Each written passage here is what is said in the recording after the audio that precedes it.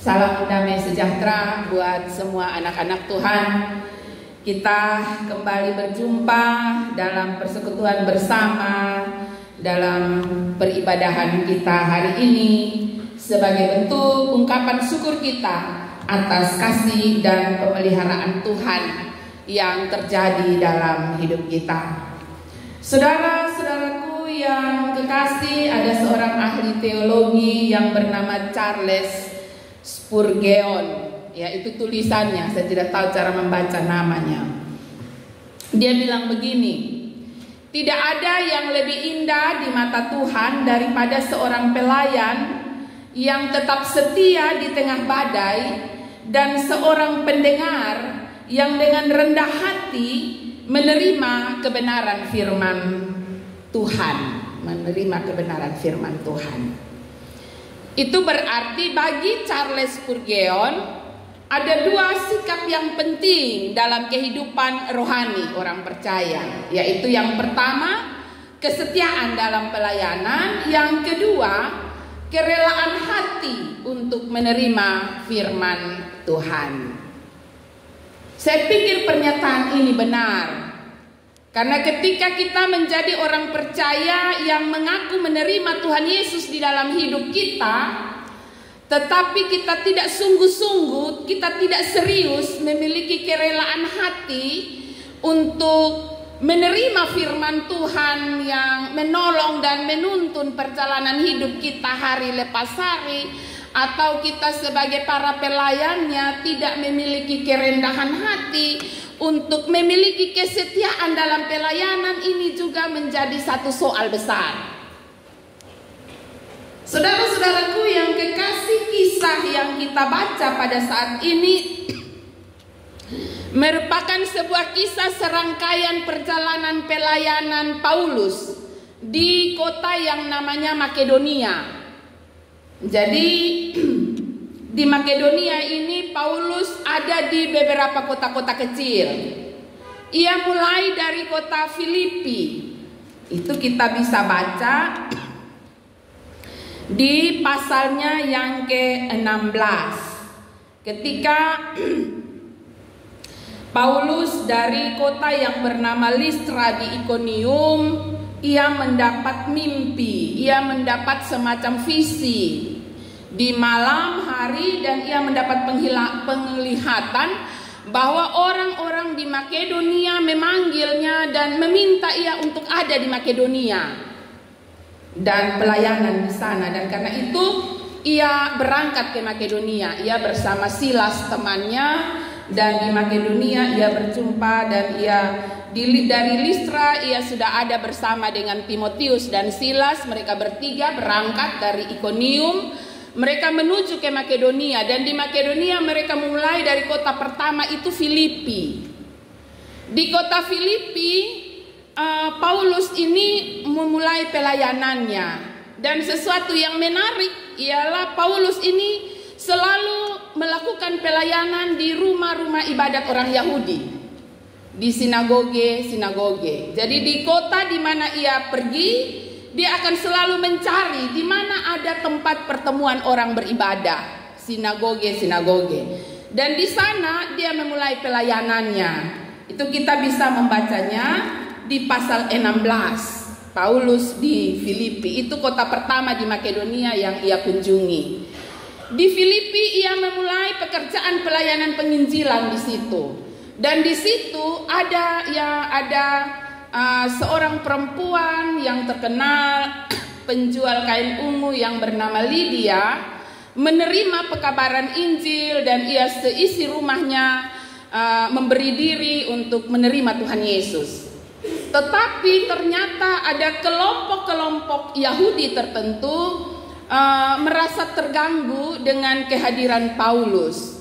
Apalagi ada seorang perempuan yang kerasukan roh jahat yang selalu mengganggu pelayanan Paulus, dan pada akhirnya Paulus membebaskan perempuan itu dari roh jahat, tetapi justru itu mengganggu orang-orang yang selalu pakai perempuan ini. Jadi perempuan ini dengan roh jahatnya dia biasa meramal-meramal orang, dan itu mendapatkan keuntungan bagi orang-orang tertentu, sehingga orang-orang ini merasa terganggu ketika roh yang ada pada perempuan ini sudah diusir oleh Paulus dalam nama Yesus. Maka orang-orang ini kehilangan pendapatan, sehingga pada akhirnya mereka marah, mereka memasukkan Paulus dan Silas ke dalam penjara. Tetapi Papa Mama kekasih Tuhan, bahwa segala yang terjadi bagi Paulus ternyata ada dalam rancangan Tuhan. Kenapa saya bilang begini? Karena justru ketika Paulus ada di dalam penjara bersama dengan Silas, pada momen itu kepala penjara diselamatkan oleh Tuhan Yesus. Karena ada gempa bumi dan kepala penjara ketakutan, takutnya Paulus dan Silas ini sudah lari. Tapi Paulus dan Silas bilang, tidak apa, kami ada, kami tidak lari. Dan akhirnya karena peristiwa itu, kepala penjara di Filipi menerima Tuhan Yesus dan seisi rumahnya diselamatkan. Saudara-saudaraku yang kekasih, dari situ, dari Filipi, Paulus dan Silas serta Timotius berangkat ke salah satu kota di Makedonia juga yang bernama Tesalonika. Di Tesalonika hal yang sama terjadi pula, bahwa Paulus kembali mencari rumah-rumah ibadat orang Yahudi untuk memberitakan tentang Yesus. Dicatat dalam pasal 17 ayatnya yang kedua, 3 hari Sabat berturut-turut, artinya 3 hari pertemuan ibadah, Paulus selalu ada untuk menyampaikan dan memberitakan tentang Yesus yang mati dan menyelamatkan manusia. Dan di dalamnya itu ada begitu banyak orang yang pada akhirnya mengambil keputusan untuk yakin dan menerima Tuhan Yesus. Ayat 4 mengatakan, sejumlah besar orang Yunani yang takut akan Allah, dan mereka mulai menggabungkan diri dengan Paulus dan Silas. Tetapi lagi-lagi beberapa orang Yahudi yang tidak menyukai tentang pekabaran Injil, belum menerima Tuhan Yesus, mengganggu pelayanan. Bahkan pada akhirnya mereka mengusir Paulus dan Silas dari Tesalonika. Dan dari Tesalonika Paulus dan Silas sampai ke Berea. Saudara-saudaraku yang kekasih, ini bukan tempat yang dekat-dekat. Kalau dari Filipi ke Tesalonika, Paulus, Timotius dan Silas harus menempuh 161 kilo berjalan kaki Kupang Soe. Maka dari Tesalonika ke Berea, Paulus dan Silas harus menempuh 72 kilo. Bukan tempat yang dekat dan mudah untuk ditempuh untuk sebuah pekerjaan pelayanan. Sebuah tempat yang penuh dengan tantangan, sukar dan sulit. Su capek-capek, su jalan jauh-jauh untuk sebuah pekerjaan pelayanan. Tetapi orang-orang yang menjadi tujuan pemberitaan firman Tuhan justru menolak, mengusir. Ya, saudara-saudaraku yang kekasih, kalau kotong jadi pelayan, kira-kira kelompok mana yang kotong mau menjadi tempat kita melakukan pelayanan? Apakah kita mau melayani orang yang membenci kita? Apakah kita mau melayani orang yang selalu bertindak jahat dan mengganggu pelayanan kita?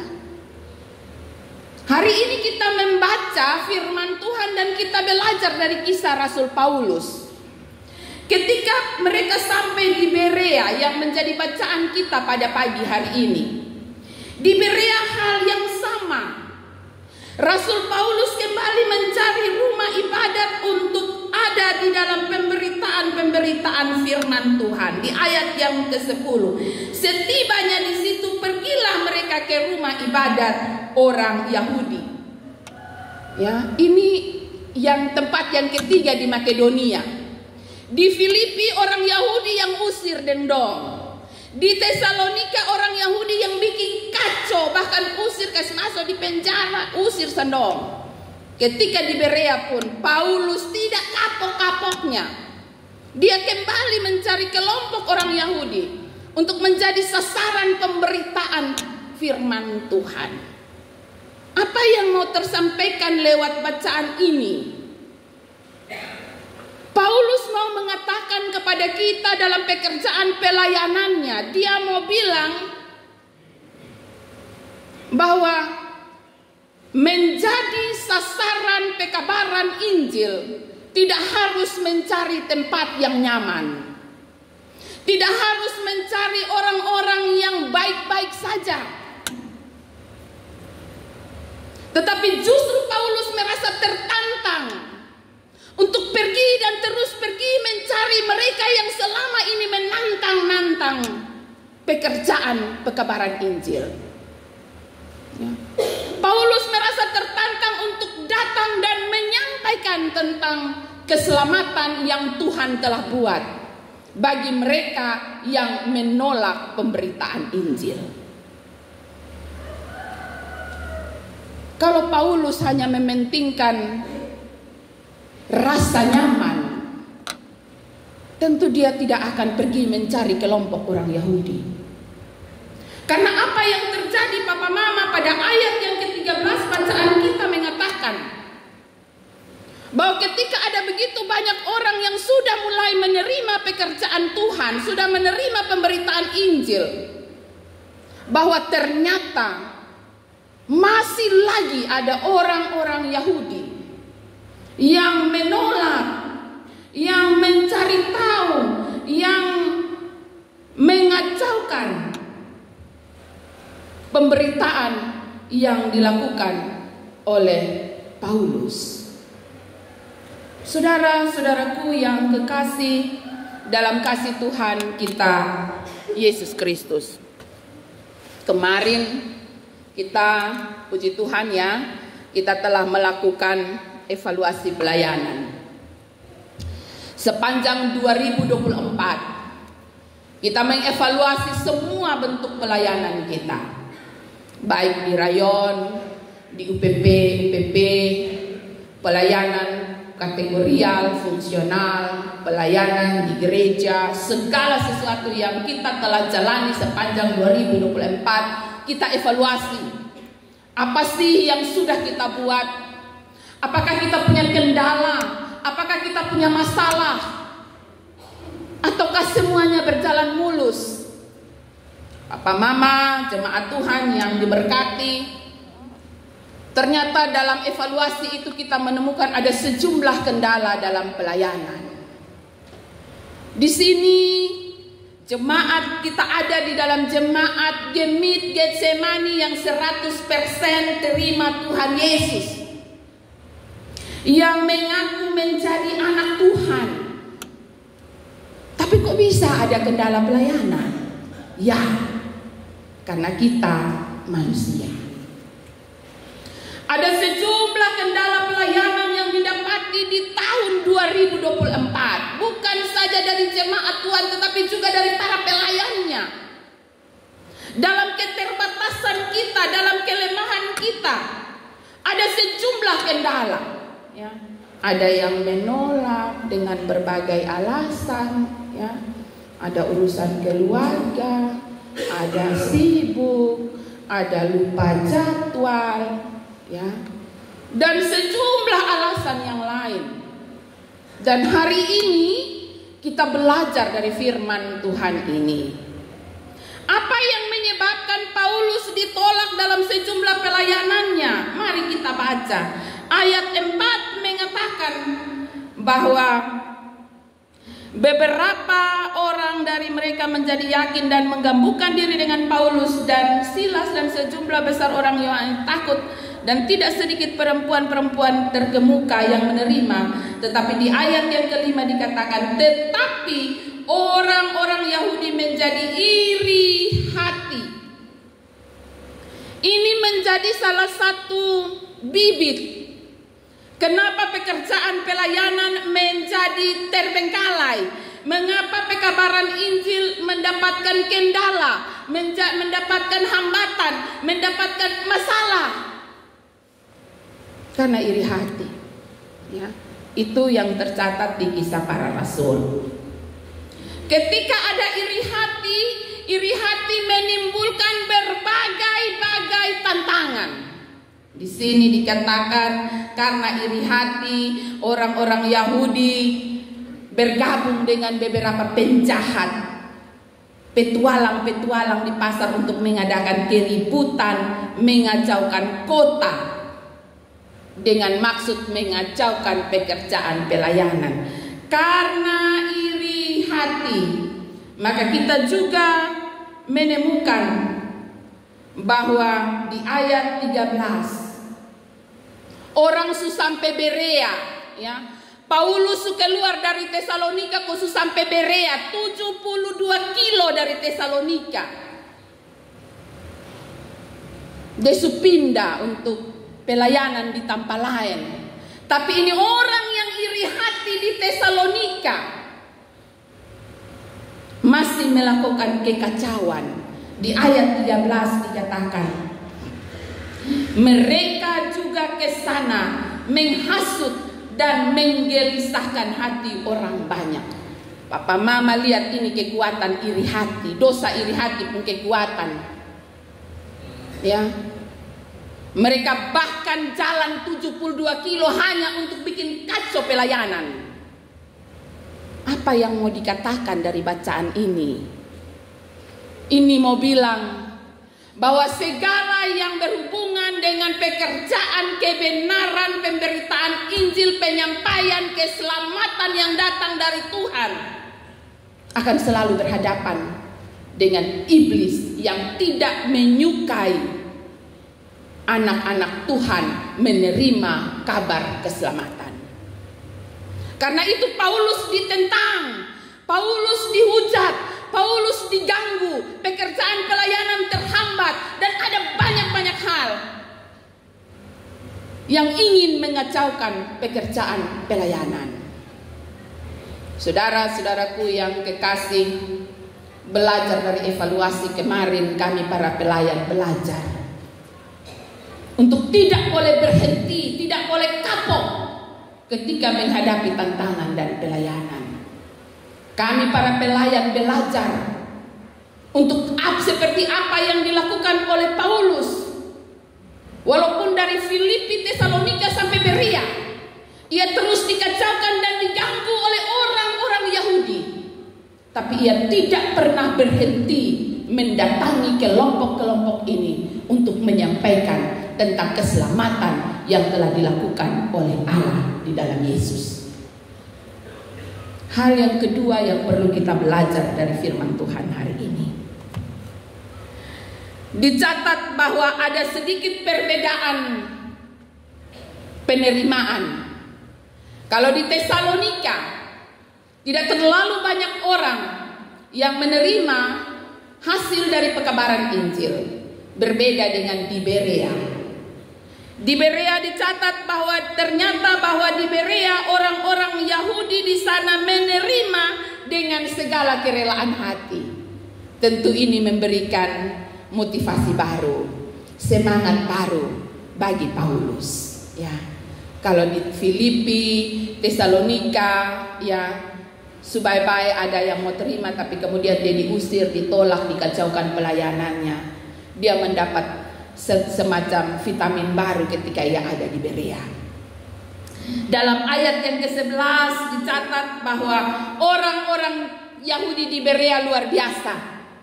Mereka dengan kerelaan hati menerima pekerjaan pelayanan, menerima penginjilan yang disampaikan oleh Paulus. Bahkan mereka ada nilai plus ya di Berea. Bukan saja mereka hanya dengar. Bahkan di sini dikatakan dengan kerelaan hati mereka menyelidiki kitab suci untuk mengetahui apakah semuanya itu benar demikian. Ya, rupanya kelompok di Berea ini orang yang luar biasa, Papa Mama. Mereka hanya tidak duduk dengar saja, tapi seperti hari ini misalnya saya memberitakan firman Tuhan dari Kisah Para Rasul 17 ayat 10 sampai 15. Papa Mama mendengar habis firman Tuhan. Kalau kelompok di Berea dong pulang dong baca kembali, dong cek kembali yang mantua omong ini benar kosonde, sesuai dengan firman Tuhan kosonde. Nah, ini yang dilakukan oleh orang-orang Berea. Mereka memiliki langkah maju. Kekasih Tuhan sekalian, ini menjadi semangat, memberi semangat bagi Paulus untuk semakin giat, semakin bersemangat di dalam melayani dan menjalani pekerjaan pelayanan. Demikian juga dalam kehidupan kita bersama, ya. Tentu tidak semua orang yang tadi saya sebutkan kendala-kendala yang tolak dan lain sebagainya. Tentu ada lebih banyak orang jemaat Tuhan yang rindu dan selalu rindu untuk dikunjungi oleh para hamba Tuhan, ya, penatua diaken. Kalau kunjungi, wih, senang sekali, ya. Untuk apa? Untuk mendengar hal-hal yang baik yang dibawa lewat pemberitaan. Dan ini menjadi kelompok seperti orang-orang di Berea, orang-orang yang rindu, orang-orang yang haus, orang-orang yang ingin untuk senantiasa diberkati oleh firman Tuhan. Saudara-saudaraku yang kekasih dalam kasih Tuhan kita Yesus Kristus, bagi orang-orang yang memiliki kerelaan hati untuk menerima firman Tuhan, Tuhan akan menaruh kerinduan itu terus bertambah tiap hari. Ya, bagi orang-orang yang sungguh-sungguh memiliki hati yang terbuka dan selalu mau haus untuk mendengar firman Tuhan, maka Tuhan tidak saja menaruh kerinduan di dalam diri kita, tetapi Dia juga memberi hikmat kepada kita untuk terus mencari tahu tentang firman Tuhan, sehingga pertumbuhan iman, kerohanian kita semakin hari semakin dewasa. Saudara-saudaraku yang kekasih, firman Tuhan pada pagi hari ini menolong saya dan saudara. Tema yang diberikan oleh sinode, mendengar dan menyelidiki firman Tuhan. Kita belajar hari ini bahwa untuk mendengar dan menyelidiki firman Tuhan ada banyak tantangan. Tapi ketika kita berhadapan dengan tantangan, mari kita mengambil sikap seperti Paulus. Semakin ia ditentang, semakin ia cari orang itu untuk menyampaikan tentang kabar baik. Ya, kita juga belajar untuk memiliki